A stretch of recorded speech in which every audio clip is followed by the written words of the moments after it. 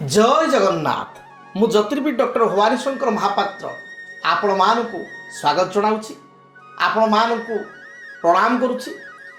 तेबे दर्शक बंधु आसंतु आमे जानिबा इंग्राजी आपणकर 2026 मसीहा मार्च मासटी आपण पई किपरि बीतिबो। मेष ठारू मीन पर्यंत आपण मानक राशि पई इंग्राजी मास मार्च 2026 मसीहा विशेषकर मार्च मास आपण पई किपरि रहइबो। तेबे मार्च मास जदि आमे ग्रह स्थिति को देखिबा जोगुड़िक प्रमुख ग्रह देवगुरु बृहस्पति से रहिचंते आपणकर मिथुन राशि रे। आपणकर शनि रहिबे मार्च मास सारा आपणकर मीन राशि रे। से भली भाव रे आपणकर राहु रहिबे कुंभ राशि रे एवं केतु मार्च मास सारा रहिबे आपणकर सिंह राशि रे। जदि आमे रवि को स्थिति देखिबा ताले रवि आपणकर कुंभ राशि रे मार्च 1 तारिख रु आपण मार्च 14 तारिख पर्यंत कुंभ रे रहिबे एवं मार्च मासर 15 तारिख रे जो आपणकर संक्रांति पड़िबो मीन संक्रांति। मीन राशि को रवि जाउथबारु ताको कहबा आमे मीन संक्रांति जदा मास तदा रवि। तेणु मीन संक्रांति अर्थात 15 मार्च रे रवि चलन हेबे कुंभ रु आपणकर मीन। से भली भाव रे आपणकर मंगल कुंभ राशि रे बुध कुंभ राशि रे राहु सहित युक्त होइक रहिबे एवं आपणकर 14 तारिख पर्यंत रवि सहित युक्त होइक रहिबे। 15 तारिख पर ठारू रवि आपणकर शनि एवं शुक्र सहित युक्त होई मीन राशि रे रहिबे एवं शनि शुक्र आपणकर मीन राशि रे मास आरंभ रु रहिबे। तेणु जदि आमे देखिबा ग्रह मानकर ये होची गोचरीय स्थिति से गोचरीय स्थिति को जदि आमे देखिबा ताले आसंतु प्रथम जानिबा मेष राशि रे व्यक्ति विशेष पई मार्च मासटी किपरि कटिबो। देखंतु जो माने मेष राशि से माने तो शनि 7.5 रो प्रभाव रे वर्तमान पीड़ित अछंती। तेरे मेष राशि रे व्यक्ति विशेष स्पष्टवादी परोपकारी आत्मस्वाभिमानी क्षणक्रोधी स्वभाव।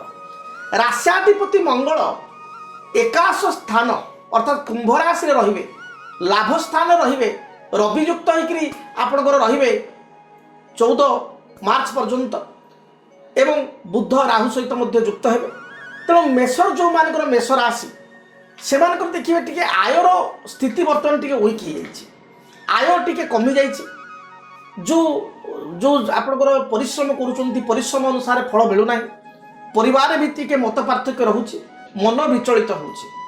तेबे आपण मार्च मासरे अटिक रही कार्य 14 तारिख भितर बहुत गुटे कार्य आप देखिए पूर्णांग हो।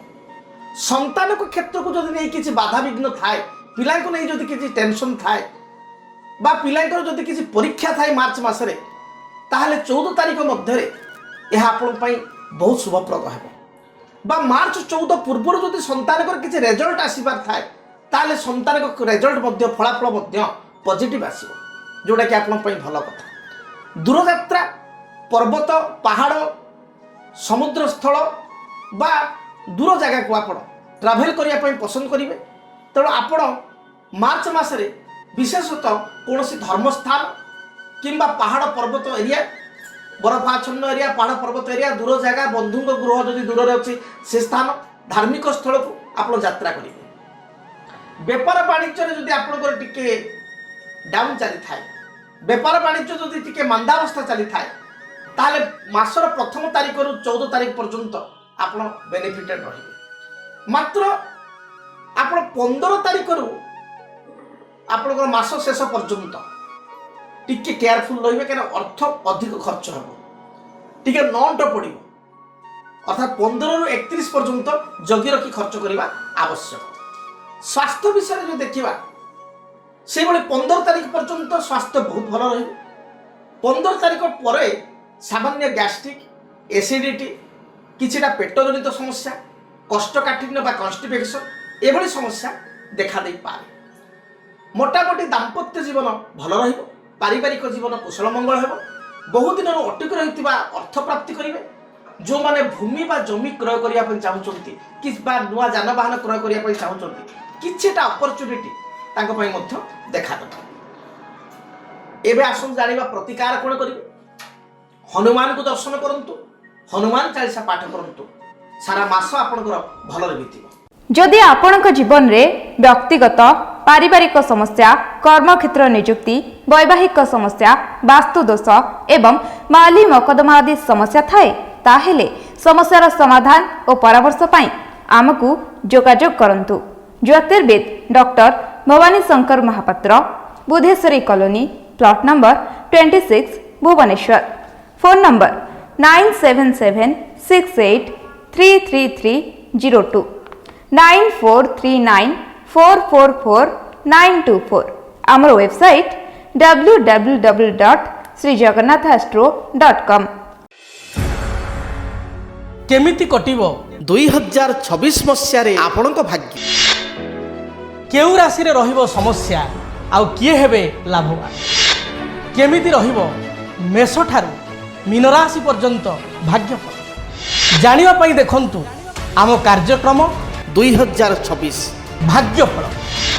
2026 ମସିହାର ଆପଣଙ୍କ ରାଶିର ସମ୍ପୂର୍ଣ୍ଣ ଭାଗ୍ୟଫଳ ଜାଣିବା ପାଇଁ ଚ୍ୟାନେଲକୁ ସବସ୍କ୍ରାଇବ୍ କରନ୍ତୁ, ବେଲ୍ ବଟନକୁ ଅନ୍ କରନ୍ତୁ। ଦେଖନ୍ତୁ DTV ଓଡ଼ିଆ।